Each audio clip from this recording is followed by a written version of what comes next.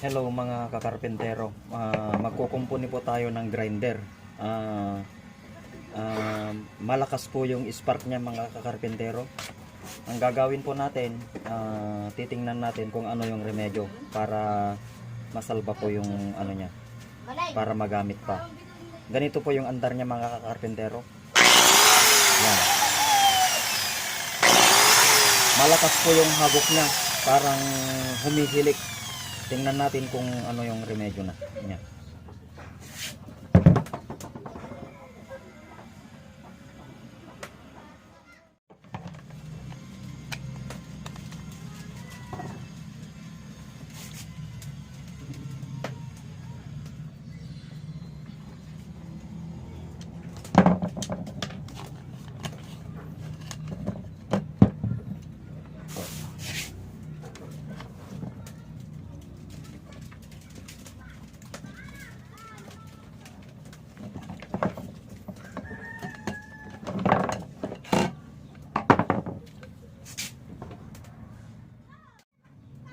Okay mga kakarpentero, ite-testing na natin mga kakarpentero. Tingnan natin kung malakas yung spark ng ano niya, ng carbon brush niya.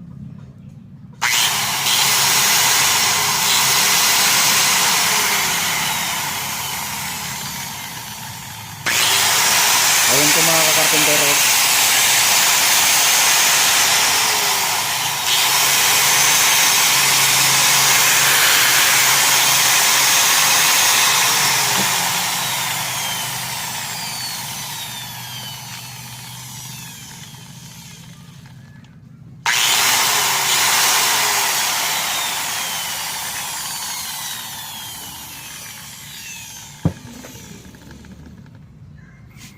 Ang gagawin po natin mga karpentero, higpitan po natin yung spring niya.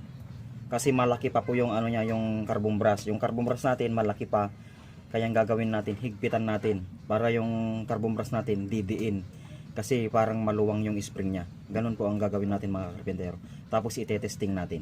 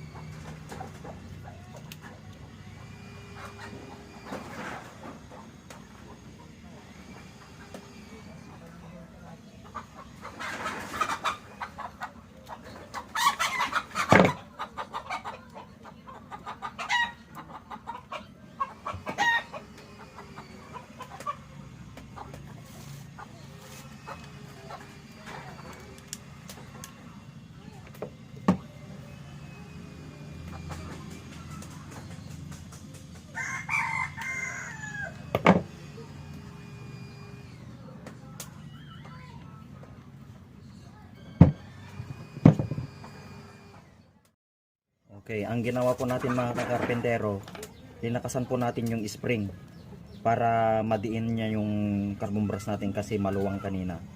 Ayan, tetestingin na natin mga karpentero. Ayan na mga karpentero. Auto na yung spark po niya. Maganda na po yung spark niya oh. Wala na siyang makitang spark.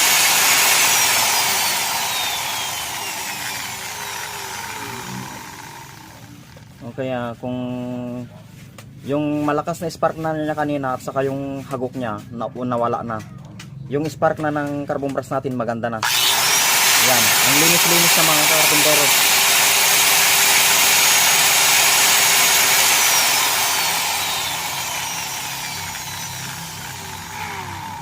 Ayan, napakaganda na po yung kanya. Yung spark niya hindi na siya makislap. Ganun lang po ang ginawa ko mga kakarpentero. Ang gagawin lang po ninyo, pag malaki pa po yung carbon brush, lakasan lang po ninyo yung mga spring nya. Kasi pag maluwang na yung spring, kaya magiging malakas yung spark kasi maluwang na yung spring. Kaya ganun ang technique lang po. Okay, kung nagustuhan nyo po yung video ko, please like and share. Thank you for watching.